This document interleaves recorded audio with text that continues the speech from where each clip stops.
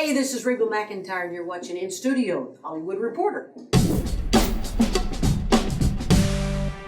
So it's not every day that you get to sit down with a country legend, and so I'm going to soak up every minute. How are you doing? I'm great. How are you doing? Doing well. We have so much to talk about. Okay. You've got the ACMs. We've got a new album. And it's your birthday today. It's your birthday. You know, we did some research, and we know you love whiskey. So we've got whiskey here. We got the right ice. That's a big deal for me. You can't do whiskey with normal ice. You have to do the cocktail ice. And some 7-Up. Good. You're welcome to jump in. Nice. Well, you know, we had to take care of you. Thanks. Of course. ACM's coming up on Sunday. Yeah. You're hosting, executive producing, performing. Yeah. My gosh. Tap dancing, driving the bus when they let me, all that kind of stuff. Tell us what you've got in store. Well, I've got about 6 or 7 outfits I'm going to be wearing. Got them all right. And we're already working on the script. Got that. My monologues all ready to go, and my songs ready to go. So I'm prepared. I am ready to be there, ready to see everybody. It's like a family reunion when you go to an award show. You see all your buddies and your friends, and you make new friends because there are a lot of the newcomers that I haven't met yet. So I'm looking forward to that. Now, this show's in Vegas. Do you guys kind of get together?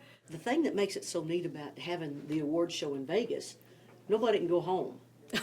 You know, you're at the same hotel. Right. When we have it in Nashville or someplace like in L.A., people live in L.A., so they go home. Well, here, it's kind of like summer camp. Okay. I love that. ACMs are in Vegas, and you've hosted the show 16 times. 16. This is number 16. Yeah. Looking back, do you have kind of a favorite memory? I guess hosting with Blake Shelton, getting to sing with Kelly Clarkson. The first time I think I hosted with John Snyder and Mac Davis. Wow. Yeah. And I had real short curly hair.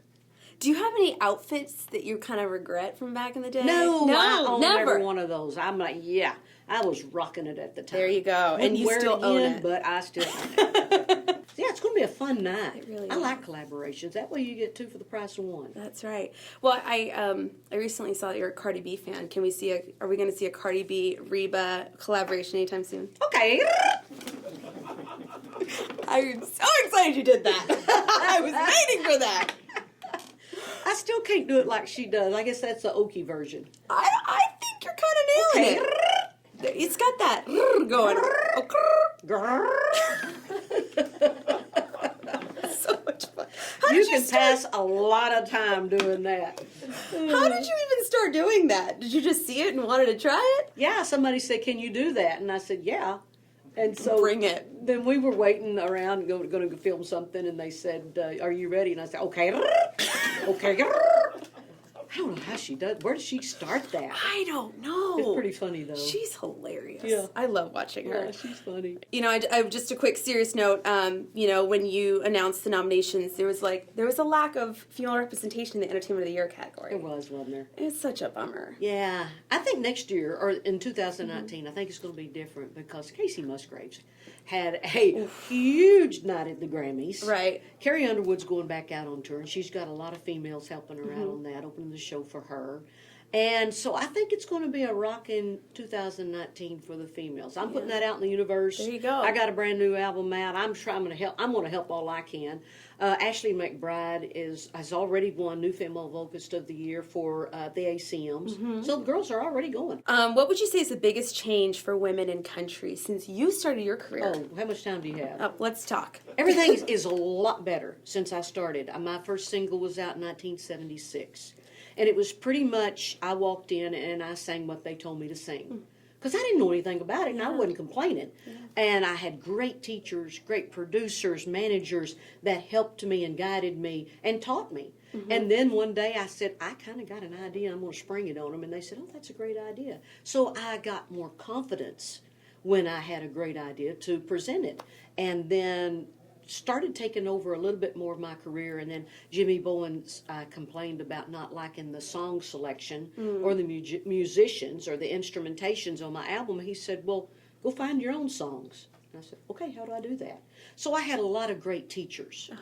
So it's been a lot of fun. And so women now have more control over their careers. Oh, that's so great. It is wonderful. But you've got to be prepared. You've got to be ready for it.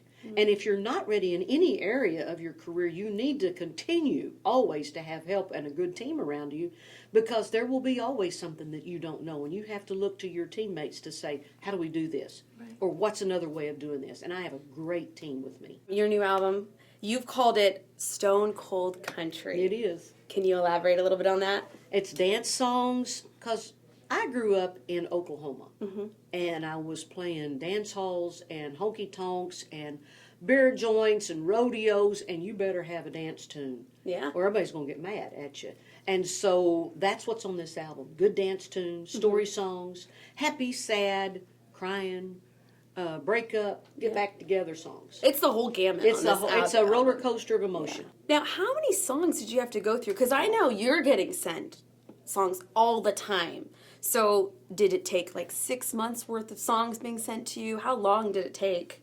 A long time. When we decide that we're going to do an album, we let everybody know, the publishers, the writers, best buddies, friends, my favorite songwriters, and everybody gets the word out. The record label's looking, I'm looking, my friends are looking, my publishing company's looking. And then when everything starts filing in, they'll send me songs that my team will, that they kind of like, but don't know if I like it or not. So I have to listen to everything. And Buddy Kennan and I, we produced this album together, and we had enough songs left over to do another album of songs we were really proud of. Yeah. So there's great songs out there. The songwriters are hot. They're really writing some great songs. And I heard when you're getting a song sent to you, you don't like to know who the songwriter is because you really want to listen to it to see if it's you. Yeah, because if it's Liz Hingberg's song, I'm going to, I really want the song to stand on its own. And then I'll look, see who wrote it, and I'm like, I thought so. That sounded like Liz or Tommy Lee or whoever. Thinking back to your career and all the songs that you have in your discography, is there a song that you never get tired of performing on stage? Fancy.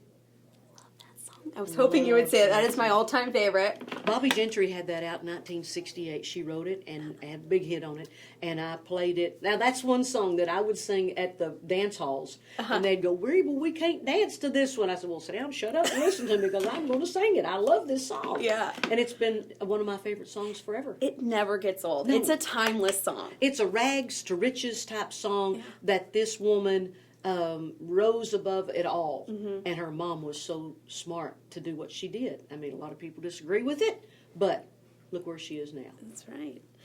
Is there a song that you would be happy to retire from your own discography? Oh, let's see. You Lie is a real hard song to sing. It's got a lot of range to it, but it's not one that you would open the show with. Right. But a lot of fans love it, so I put it back in my show every once in a while. Yeah.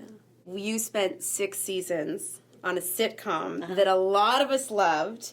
When are we going to see you back on TV? Oh, we're working on it. We're always looking for a new project for television because I love that genre. It's fun. I love 4-camera. I love 1 camera. I just love cameras. But it's a lot of fun. To get to have fun with people that are so professional in acting, and you get to play a character that's not like you, or maybe not exactly like you. Reba's character was me. Totally. And because I was mischievous, and I had Barbara Jean to play up against, and we had just so much fun. Melissa Peterman's a genius. And then there was Brock and Cheyenne and Van. We had so much fun doing that show. Do you still see any of your castmates? Yeah, I was with Melissa Peterman and Chris Rich this weekend. We were in the Celebrity Fight Night in Phoenix last weekend. Oh, wow. Had a great time. Yeah, they're doing wonderful. That's awesome. That's great to hear that you guys are still a family. Yeah. Still getting together. Oh, yeah. That's great for all the fans to know. We can't not ask you about Kelly Clarkson. Okay. She has a new talk show coming out. Are you going to be a guest? She's got it. I hope so. You want her show? I hope so. She hasn't called yet. No. Oh. Call her. We're looking forward to We got to chit-chat. I'm really excited for her new show. And one more entertainment question. Okay, when I heard that you were going to be in Titanic, and you had to turn down that role, let's tell everybody that story. Okay, so the deal was I went and auditioned for the part of the unsinkable Molly Brown, and I got the part. James Cameron gave it to me. I was so excited, and so they said, we're going to need you for these 3 months. Well, I was on tour and we were promoting our own dates and our own concert tour. And so I had the next 3 months already booked. The arenas were booked, the band and crew, everybody. We had about 20 trucks on the road. And so then he says, oh, we're a little bit behind. We're going to not need these 3 months. We're going to need these 3 months. Oh. And it's really hard to reschedule arenas when everybody else that's in the entertainment business have already got their So the tickets booked. Were sold at this point Getting for the ready arenas? to be sold. The arenas booked. And there was no other arenas for the next 3 months for us to get. And I had all my band and crew and everybody, I've got to take care of my people. So I said, well, Unsinkable Molly Brown will have to go on the ship by herself, not me. Is there anything that you haven't done that you want to do? Oh, there's lots of things I haven't done. I would really like to do a historical fiction Western. Ooh, very specific. Yeah. Okay. Put it out there. Putting it out there. Are there any that you love in particular? I played Annie Oakley on Broadway. Mm-hmm. So getting back to the Westerns back in the 1800s will be a lot of fun. We can't wait to see I'd be it. a cowgirl. Oh, that's not a stretch for you. I love it. Well, no birthday is complete without a cake. Oh. So we had to do something special. It's your birthday. It's my your day. So happy birthday. Thank you. Miss Oh, Reba. so cute. Yes. We had to do it. And I will share.